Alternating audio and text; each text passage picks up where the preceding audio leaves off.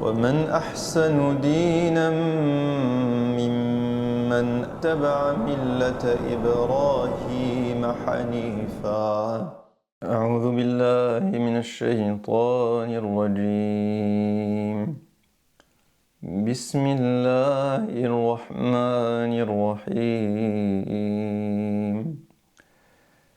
قالوا ابنوا له بنيانا فألقوه في الجحيم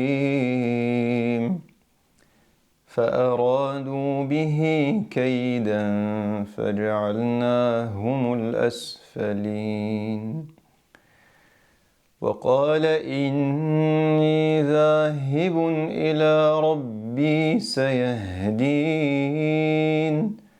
رب هب لي من الصالحين فبشرناه بغلام حليم الحمد لله والصلاة والسلام على رسول الله وعلى آله وصحبه ومن والاه وبعد السلام عليكم Alhamdulillah, on se retrouve dans un nouvel épisode de la voix de Ibrahim alayhi salam. Cette voix si belle, si magnifique, si complète, qui nous aide à cheminer vers Allah subhanahu wa ta'ala, qu'Allah subhanahu wa ta'ala nous a lui-même demandé de suivre et qu'il a demandé au prophète sallallahu alayhi wa sallam de faire de même. Aujourd'hui, incha'Allah, on s'arrête dans surat As-Saffat et en particulier sur le verset 99. Donc cette sourate ici, donc il y a un passage qui nous parle de cet événement qu'on voit plusieurs fois dans le Coran, au moins 2-3 fois, où Sayyidina Ibrahim discute avec son peuple, il essaye de leur expliquer son point de vue sur qui est Allah subhanahu wa ta'ala et sur son unicité et sur l'inutilité de ces statues que eux considèrent être des divinités.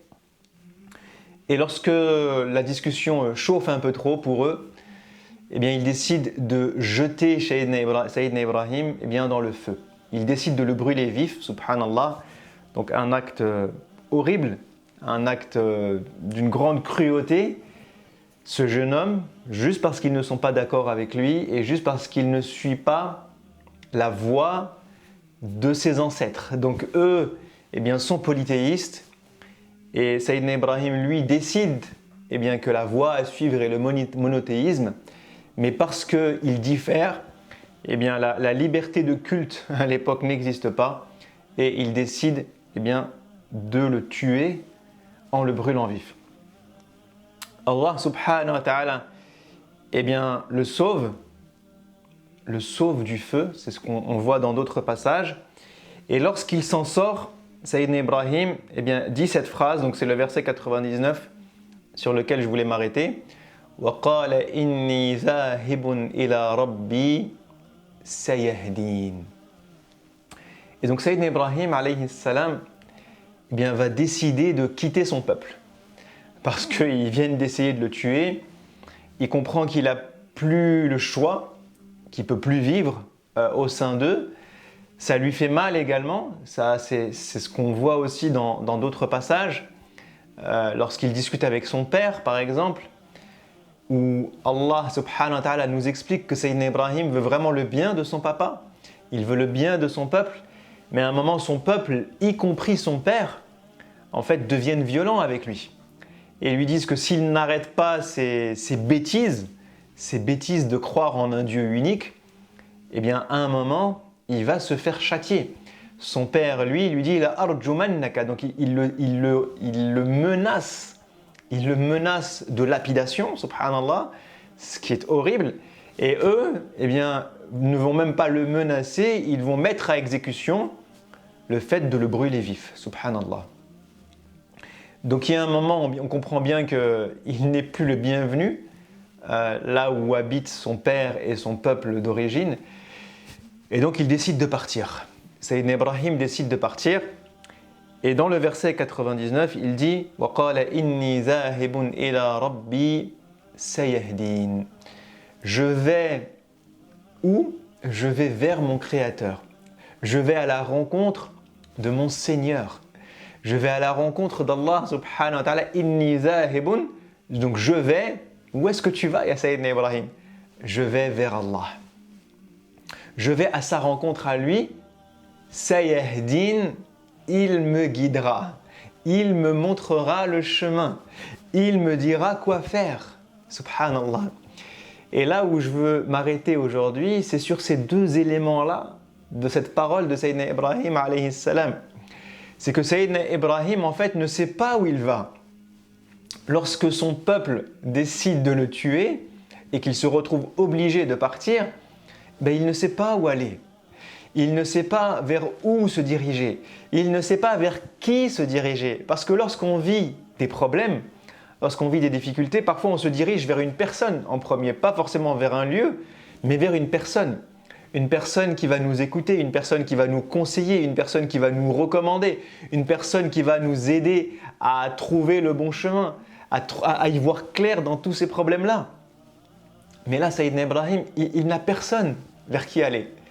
Même son père, qui est son plus proche, sa plus proche famille, ne veut pas de lui.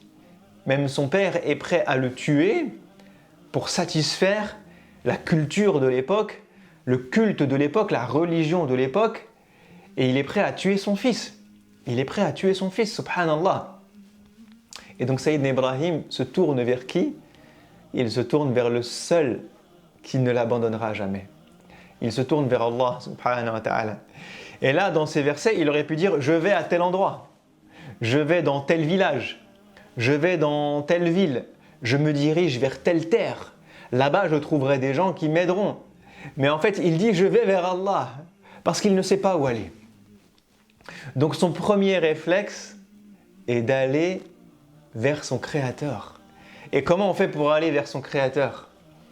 Eh bien, c'est à travers la prière, à travers la discussion, à travers les invocations, à travers le fait de l'implorer, subhanahu wa ta'ala, de lui demander de nous éclairer, de lui parler, d'échanger avec lui, de se connecter à lui. Voilà comment on va vers Allah. Aller vers Allah, ce n'est pas une direction, ce n'est pas un chemin, ce n'est pas en demandant au GPS « Je veux aller vers Allah, dis-moi comment y aller ». La relation avec Allah, elle est verticale. La relation avec Allah, elle est dans le cœur. La relation avec Allah, elle est à travers mon âme.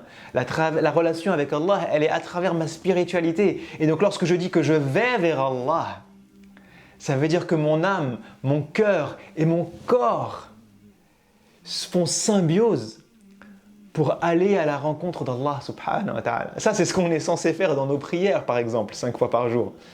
C'est aller vers lui, aller à sa rencontre. Et il dit, je fais ça pourquoi? Il me montrera le chemin. Donc Sayyidina Ibrahim nous montre deux choses. La première, c'est le fait d'aller vers Allah, d'aller à la rencontre d'Allah lorsque je n'ai plus personne, lorsque je vis l'épreuve, lorsque je suis en difficulté. Et deuxième élément, c'est de s'en remettre pleinement à lui, de lui faire confiance totalement pour dire qu'il va me guider. Allah ne nous lâchera jamais. Allah n'abandonnera jamais une personne qui vient vers lui. Allah ne refuse jamais de répondre à l'appel de quelqu'un qui l'appelle. Subhanallah. Allah répond toujours à l'appel de celui qui l'invoque. Allah répond toujours à l'appel de celui qui est dans le besoin. Qui répond à l'appel de celui qui est dans le besoin, qui a besoin d'Allah? C'est Allah qui répond. C'est Allah qui guide. Allah ne te lâchera jamais. Jamais. Alors fais-lui confiance. Va vers lui et demande-lui de te guider. Demande-lui de t'orienter et prends la voie qu'il te donne. Et ça, subhanallah, c'est un exemple, cette pleine confiance en Allah, c'est un exemple qui est fou et qu'on voit dans le Coran, dans des histoires qui juste sortent totalement de l'entendement humain. Lorsque Sayyidina Moussa, Moïse, se retrouve devant la mer, et que son peuple, les enfants d'Israël, lui disent « Inna la mudrakoun », ça veut dire « ils vont nous attraper ». ils vont nous capturer, ils vont nous rattraper parce qu'on est devant et ils arrivent derrière. Donc ça y est, on est fichu. On a Pharaon et son armée derrière nous et on a la mer devant nous. Donc c'est une voie sans issue. On fait quoi? On est fichu. Et qu'est-ce que dit Sayyidina Moussa? Qala kalla inna ma'iya rabbi sayahdin. Il dit la même chose que Ibrahim alayhi salam. Il dit mon Seigneur est avec moi, alors il me guidera. Il me guidera. Regardez cette confiance. C'est quelqu'un qui dit ça sans parler d'Allah, on croirait que c'est quelqu'un d'orgueilleux. Vous imaginez, vous êtes en train de parler avec quelqu'un, vous êtes dans une voie sans issue, vous avez un problème et il te dit non mais t'inquiète pas, c'est bon, je vais trouver une solution. On va s'en sortir. Alors ça peut être une parole de motivation, mais la personne elle est en stress, et ça peut être une parole d'orgueil. C'est-à-dire que la personne elle croit qu'elle est tellement forte, tellement intelligente, tellement puissante, tellement elle a du réseau, tellement elle a de l'argent que rien ne peut l'arrêter. Qu'elle va s'en sortir, qu'elle va trouver une issue, une solution, quoi qu'il se passe. C'est-à-dire c'est une certitude absolue dans la tête de la personne qu'il va y avoir une issue. Quelqu'un qui est comme ça, on lui dit « t'es un peu trop confiant de toi là, tu te la racontes un peu trop ». Ou peut-être que tu penses que tu peux tout, mais en fait, tu n'as pas le pouvoir absolu. Il y a un moment, c'est pas sûr qu'on y arrive. C'est pas sûr que toi, tu y arrives. Tu n'as pas la solution à tout. Tu n'as pas le pouvoir de résoudre tout. Mais Allah, lui, Allah, lui, a tout le pouvoir. Allah, lui, a toute la capacité. Allah, lui, a toute la science. Allah a le savoir absolu. Il a le pouvoir absolu. Il est omniprésent, omnipotent, subhanahu wa ta'ala. Il n'y a rien qui ne puisse résister à sa volonté. C'est celui qui dit les shay'i kun fayakun. Lorsqu'il demande à quelque chose d'être, alors la chose devient. Il crée du néant. Allah est celui qui nous a créés et qui a créé la terre et l'univers et les cieux et les anges et l'ensemble de ce que vous pouvez imaginer. Donc il n'a aucune limite. Subhanahu wa ta'ala. Donc lorsqu'on s'en remet à Allah, là le niveau de confiance en soi il peut monter très très haut. Il monte tellement haut que Sayyidina Moussa il est devant la mer et qu'il dit « Kalla » Non, il n'est pas inquiet. Vous croyez qu'on va se faire rattraper par Pharaon et son armée? Non, c'est impossible. Mathématiquement, il n'y a que ça qui peut se produire. Mathématiquement, il n'y a que ça qui peut se produire. Rationnellement, il n'y a que ça qui peut se produire. Mais lui, il a tellement confiance en Allah qu'il est capable de dire non à la rationalité. Il est capable de dire, oui, les lois de l'univers, les lois de la rationalité font que là, on est pris au piège. Mais les lois du créateur de l'univers, le créateur de l'univers a créé les lois de l'univers. Et il fait ce qu'il veut dans son univers. S'il a envie que la mer s'ouvre en deux, la mer elle s'ouvre en deux. Sayyidina Moussa en plus, lorsqu'il dit ça, il ne sait pas ce qu'il attend. Mais il sait que Allah le guidera. Peut-être qu'ils vont se téléporter, peut-être qu'ils vont s'envoler, peut-être qu'ils vont disparaître, peut-être qu'ils vont devenir invisibles. On pourrait en faire un scénario de film de science-fiction. Peut-être qu'ils vont devenir super forts et se retourner et battre tout Pharaon et son armée. Peut-être qu'ils vont marcher sur l'eau. Peut-être. Subhanallah. Mais Sayyidina Moussa ne sait pas ce qui va se passer. Tout ce qu'il sait, c'est que Dieu est avec lui et que Dieu le guidera. Voilà les deux choses qu'il dit. Inna ma'iya rabbi, Dieu est avec nous, il est en notre compagnie, il est de notre côté et il ne nous lâchera pas. Sayahdin, il nous guidera. Et donc cet épisode-là, j'ai bifurqué de la vie d'Ibrahim vers la vie de Moussa alayhi salam, mais c'est des choses qu'on peut voir dans la vie de plusieurs prophètes et messagers. C'est cette pleine confiance en Allah subhanahu wa ta'ala. Et je dis une bêtise, je dis de plusieurs prophètes et messagers, non, de tous les prophètes et messagers. Ce qu'on peut voir dans la vie de certains, c'est cette réalisation miraculeuse de la chose. Ils ont tous eu des miracles, plus ou moins miraculeux, plus ou moins émerveillants, mais ils avaient tous une pleine confiance en Allah subhanahu wa ta'ala. Ils avaient tous dans leur cœur cette conviction que Allah va les guider, que Allah va leur montrer le chemin, que Allah ne les lâchera pas, que Allah est leur compagnon, que Allah est leur allié, que Allah est avec eux, que Allah nous soutient, que Allah ne t'a pas oublié, que Allah va te guider. Voilà leur conviction et voilà ce qu'il y avait dans leur cœur.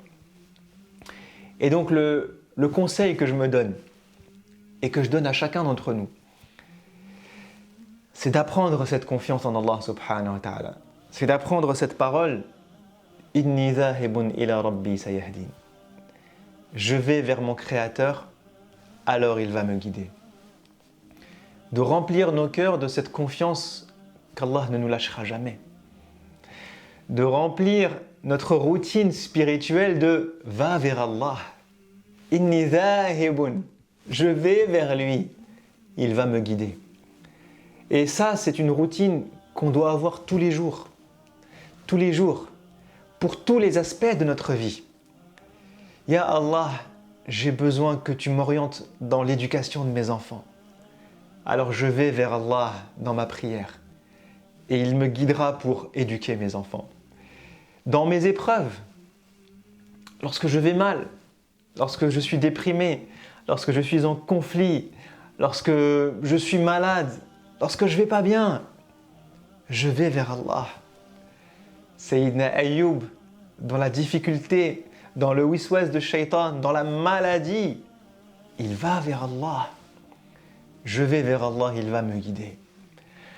Et il va me guider, ça ne veut pas dire il va me guider vers le bon médecin. Ça se trouve, il va te guider vers le bon médecin. Si tu demandes à Allah de te guérir, peut-être qu'il va t'envoyer le bon médecin. Celui qui va te trouver les bons médicaments, le bon diagnostic. Mais Allah peut aussi te guider vers la patience. Allah peut aussi te guider dans l'endurance. Afrigh alayna sabra. Déverse sur nous la patience et l'endurance, ya Allah. Peut-être que Allah va te guider vers quelqu'un qui va t'écouter, quelqu'un qui va te soulager. Peut-être que Allah va t'envoyer un événement qui va te redonner le sourire, qui va redonner la joie, qui va te rappeler qu'il ne t'a pas oublié.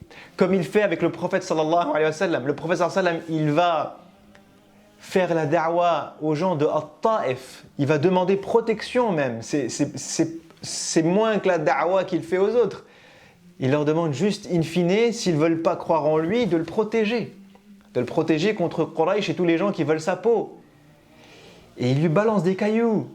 Et ils envoient les enfants, et les serviteurs, et les esclaves pour humilier le prophète sallallahu alayhi wa sallam. Et qu'est-ce qu'il fait? Il va vers Allah. Il parle à Allah.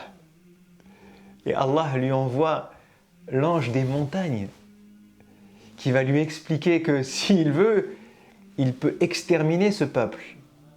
Mais le prophète sallallahu alayhi wa sallam dit non. Il est miséricordieux. Peut-être qu'un jour, ils croiront en Allah. Et même si eux ne croient pas en Allah, peut-être qu'un jour leur descendance croira et la descendance de leur descendance. Alors, non. Et il lui envoie également un enfant qui va trouver dans l'histoire du prophète sallallahu alayhi wa sallam un lien avec Sayyidina Yunus, le prophète que lui connaît dans ses histoires parce qu'il vient de la région dans laquelle Sayyidina Yunus est connu. Et il va croire au prophète sallallahu alayhi wa sallam. Donc peut-être qu'Allah peut t'envoyer, te guider vers quelqu'un qui va te redonner le sourire. Comme cet enfant a redonné le sourire au prophète sallallahu alayhi wa sallam. Ou vers un événement qui va te montrer que tu comptes pour Allah.